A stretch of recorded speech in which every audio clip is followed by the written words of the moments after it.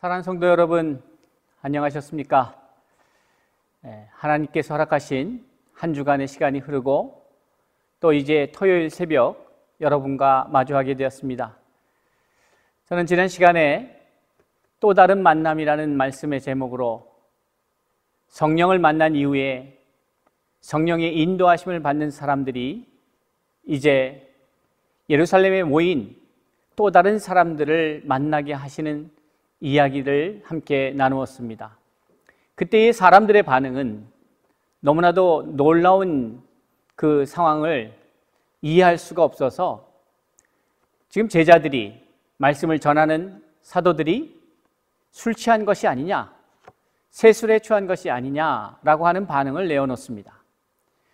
새로운 술에 취한 것과 같이 이해할 수 없는 일들이 벌어진 것이죠. 그때에 이제 베드로 사도와 사도들은 그 대중에게 말합니다. 저들이 술 취한 것이 아니다. 그러면서 요엘서 2장 28절에 나타난 그 예언의 말씀이 이제 이루어지는 것임을 말씀하고 있게 되는 것이죠. 사람들은 술 취했다고 봤는데 술 취한 것이 아니라 성령의 역사임을, 그리고 그것은 요엘서 2장 28절에 이미 예언되어 있던 말씀, 그 예언의 말씀이 이제 오늘날 응답되어졌다라고 하는 것을 표현하고 있는 것입니다.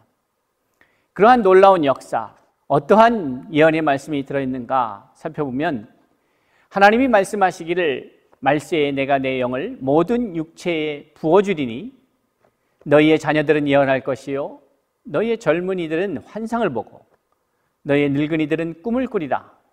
그때에 내가 내 영을 내 남종과 여종들에게 부어주리니 그들이 예언할 것이요 또 내가 위로 하늘에서는 기사를, 아래로 땅에서는 징조를 베풀리니 곧 피와 불과 연기로다. 주의 크고 영화로우신 날이 이르기 전에 해가 변하여 어두워지고 달이 변하여 피가 되리라. 누구든지 주의 이름을 부르는 자는 구원을 받으리라 하였느니라. 그러니까 이 현상, 사람들이 전에 경험할 수 없었던 이 놀라운 현상, 사도들이 말을 할 때에 각 나라의 방언으로 자신들의 언어로 듣게 되는 이 놀라운 현상이 성령의 예언의 말씀의 열매라, 이렇게 말하고 있는 것이죠. 그리고 나서 말세에 대한 예언들이 있는 것이죠. 그런데 이럴 때에 어떻게 해야 구원을 받을 수 있을까라고 하는 질문은 누구든지 주의 이름을 부르는 자가 구원을 받는다라고 하는 답변으로 이어지게 됩니다. 누구든지 주의 이름을 불러야 된다는 것이죠. 그럼 여기서 주가 누구일까? 이제 그것을 설명하게 되는 것이죠. 그래서 예수께서 이 땅에 오신 것은 단순히 해프닝이 아니고 오래전부터 이사야에서의 말씀을 통해서 또 요엘서의 말씀을 통해서 예수 그리스도가 이 땅에 오셨고 예수 그리스도가 주가 되심을 말씀하고 있고, 그것을 하나님이 증거하셨다라고 말하고 있는 것이죠. 그런데 문제는 그 예수를 너희가 죽였다, 이 메시지입니다.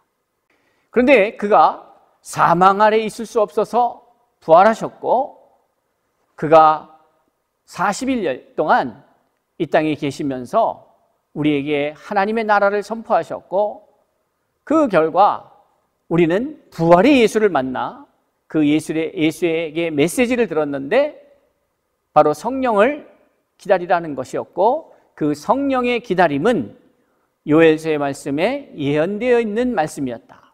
그리고 그 성령은 우리에게 임하셨고 너희가 보는 바와 같이 놀라운 역사를 이루셨다라고 말씀하고 있는 것이죠.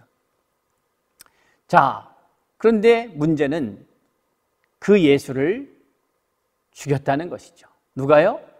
바로 이 말씀을 듣고 있는 사람들이, 그 사람들이 이 일을 행하였다는 것이죠. 그러니까 그들이 이제 사도행전 2장 37절에서 그럼 우리가 어떻게 할까라고 사도들에게 묻습니다. 그것에 대한 답변을 38절 이하에 기록하고 있는데, 베드로가 이르되 너희가 회개하여 각각 예수 그리스도의 이름으로 세례를 받고 죄 사함을 받으라. 이렇게 말씀하고 있어요. 그러니까 회개해야 합니다. 그리고 세례를 받고 죄 사함을 받아야 성령을 선물로 받게 된다라고 베드로가 답변하게 되는 것이죠.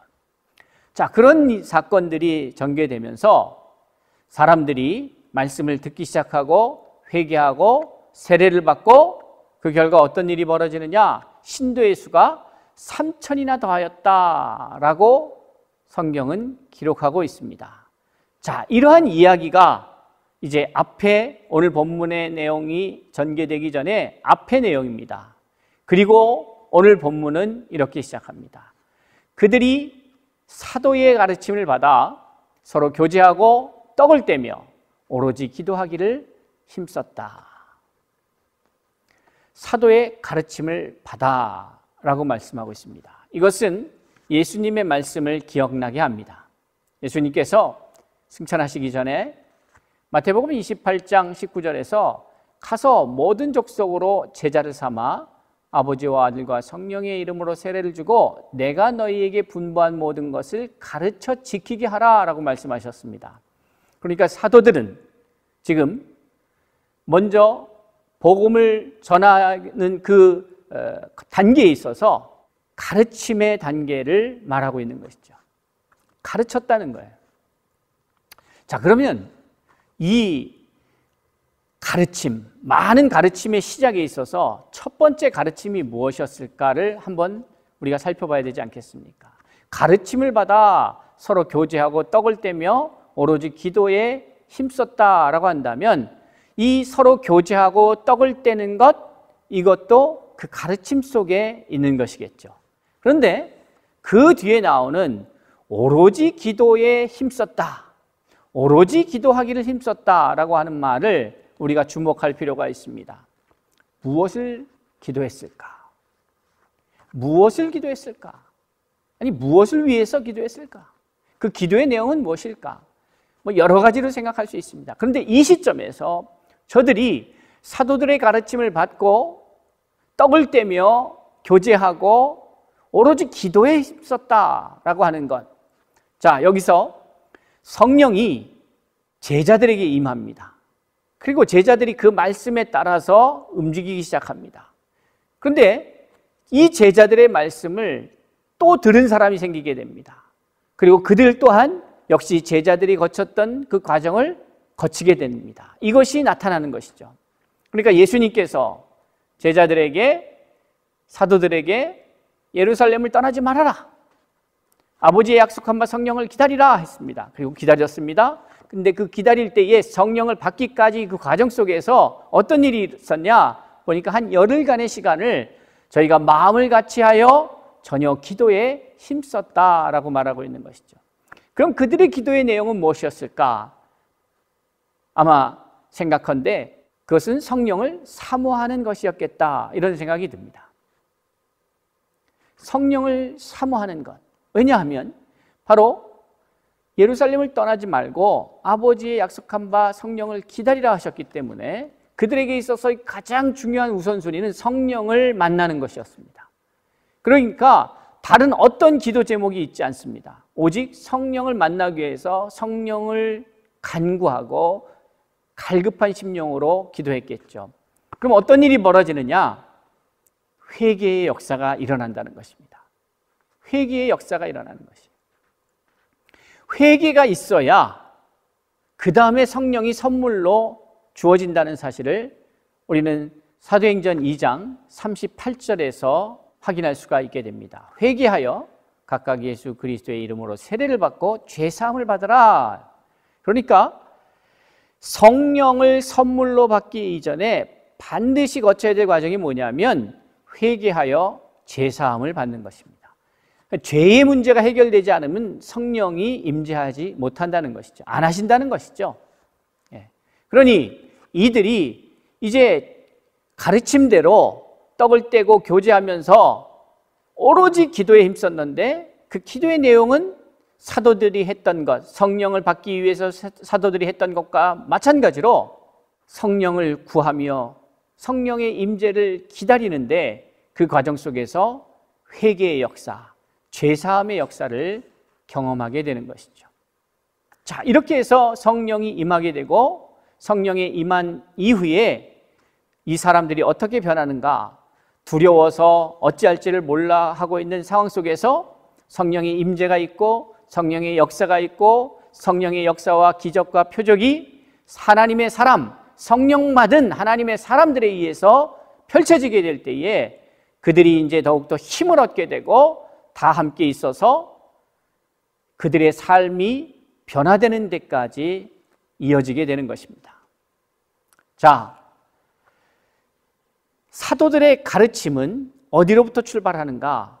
그것은 예수님의 가르침으로부터 출발합니다. 예수님이 사도들에게 당신이 공생애를 통하여 많은 이야기들을 가르치셨습니다.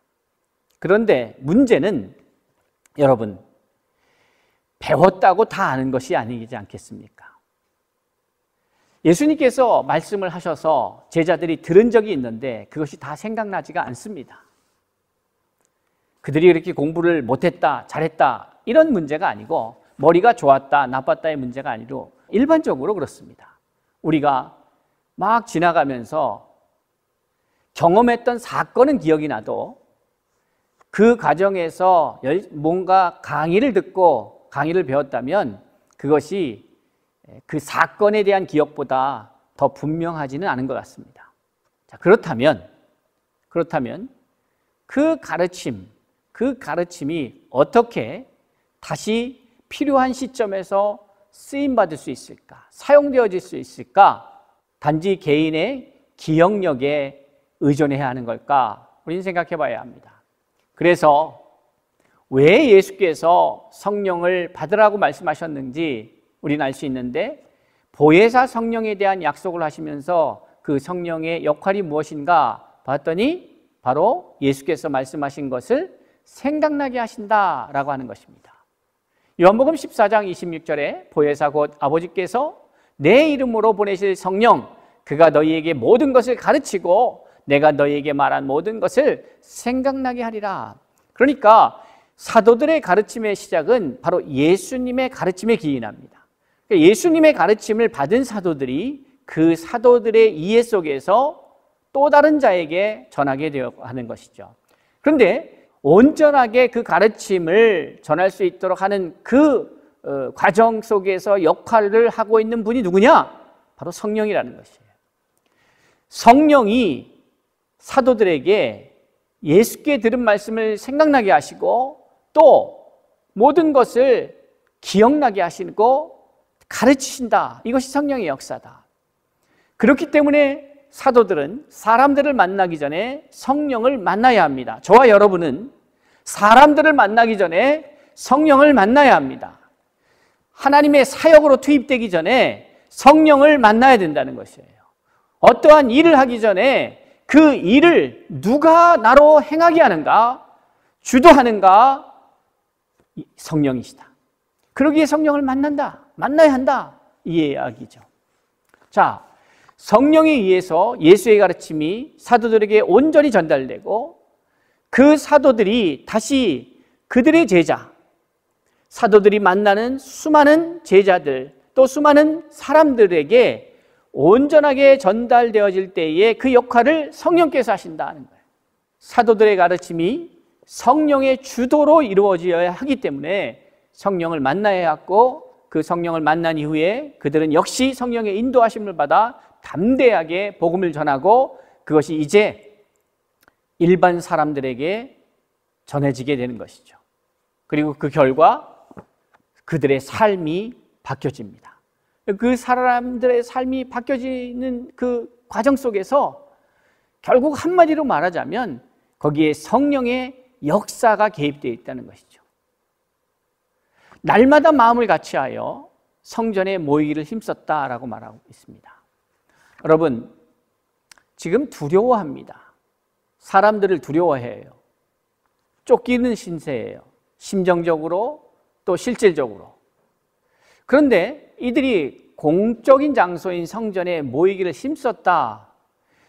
핍박의 그 결과가 뻔히 보이는데 이런 일들이 벌어질 때에, 이런 모임들이 있을 때에 이것을 결코 예루살렘에 있는 그 기득권자들이, 종교 지도자들이 기뻐하지 않는다는 사실을 알매도 불구하고 마가의 방에 숨어서 전혀 기도에 힘썼던 그들이 이제 성전에 모이기를 힘썼다, 이렇게 말하고 있는 것이죠. 전적인 변화입니다.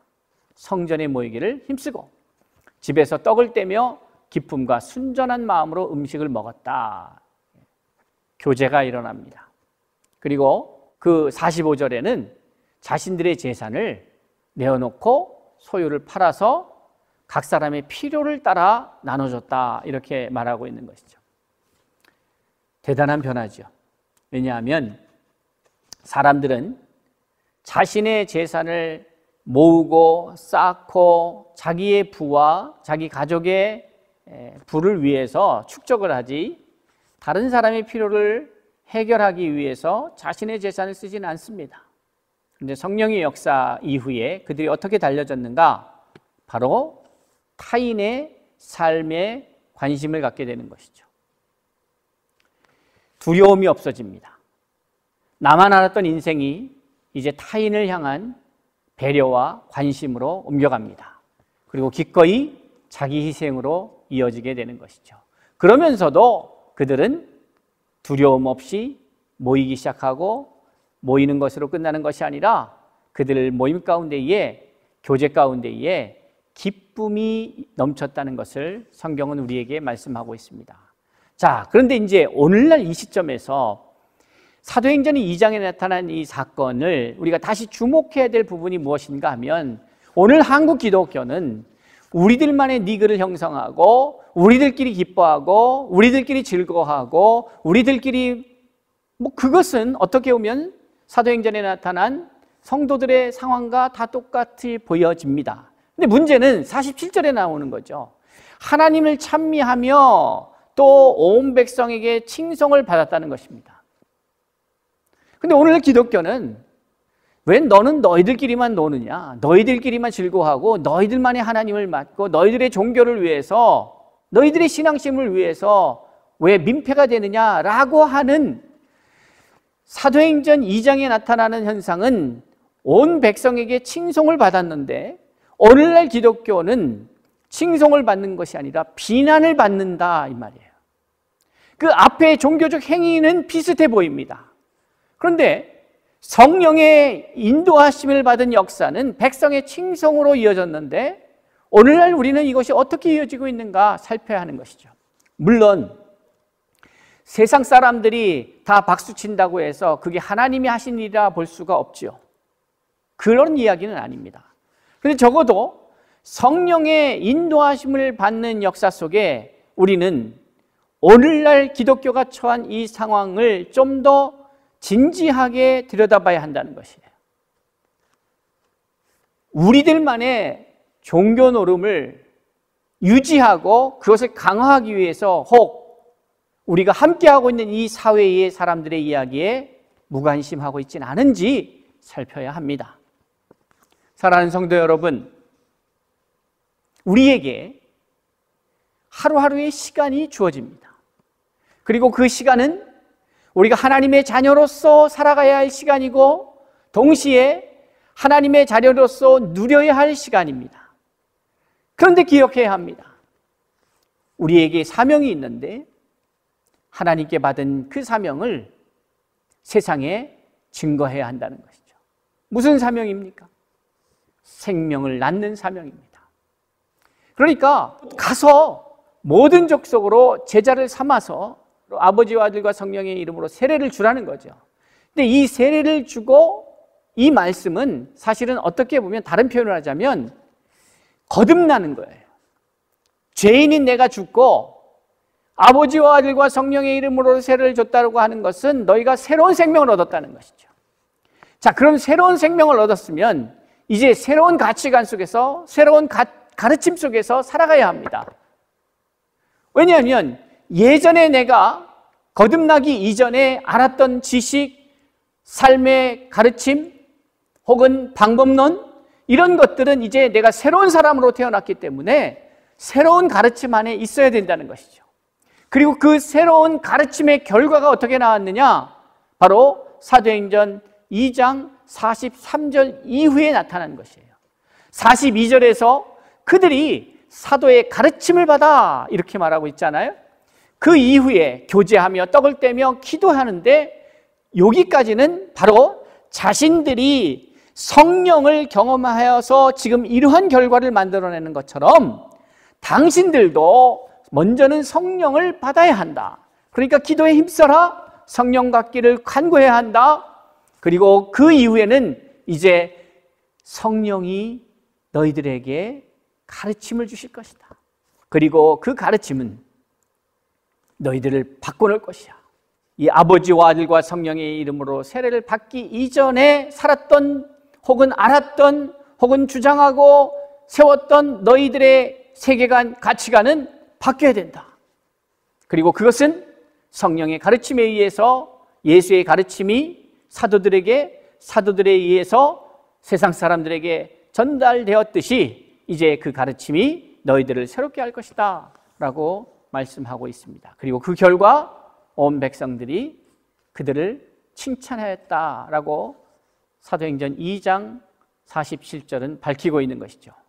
여기서 이야기가 끝나고 이제 본격적인 성령의 인도하심을 받는 만남들이 3장에서 시작이 됩니다.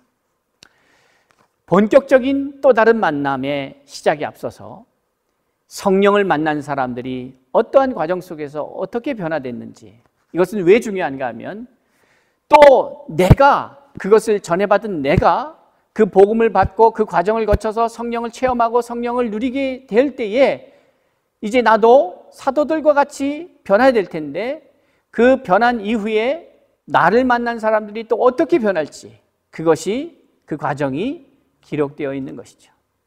사랑하는 성도 여러분, 사도들의 가르침, 그것은 예수의 가르침으로부터 나온 것입니다. 그런데 이 가르침을 누가 가르쳤는가? 예수가 없는 부활하고 승천하신 이후에 그 가르침은 어떻게 사도들에 의해서 그 주변의 사람들에게 또 우리에게까지 또 앞으로 우리가 만날 그 누군가에게까지 전달될 수 있는가? 그것은 바로 성령의 가르침이어야 한다는 것입니다. 그러기에 성령을 먼저 만나야 합니다. 성령을 만나셔야 성령의 가르침을 받는데 그 성령의 가르침은 예수의 가르침이요 사도들의 가르침이었던 것이죠. 사랑하는 성도 여러분, 이제 또 다른 한 주를 우리가 시작할 터인데 주일의 시간이 있고 또 월요일의 시간이 있고 화요일의 시간이 있고 다가오는 시간이 있죠.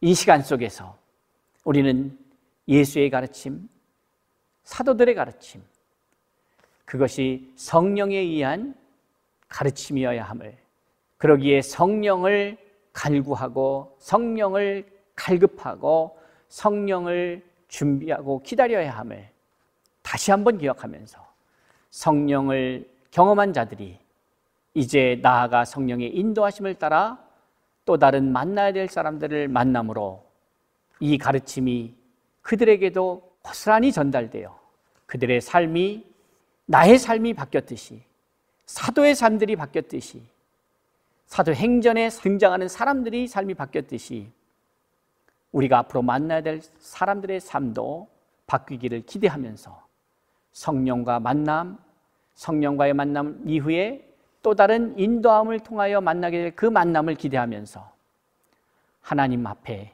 겸손하게 그 시간들을 준비하는 저와 여러분이 될 수 있기를 바랍니다.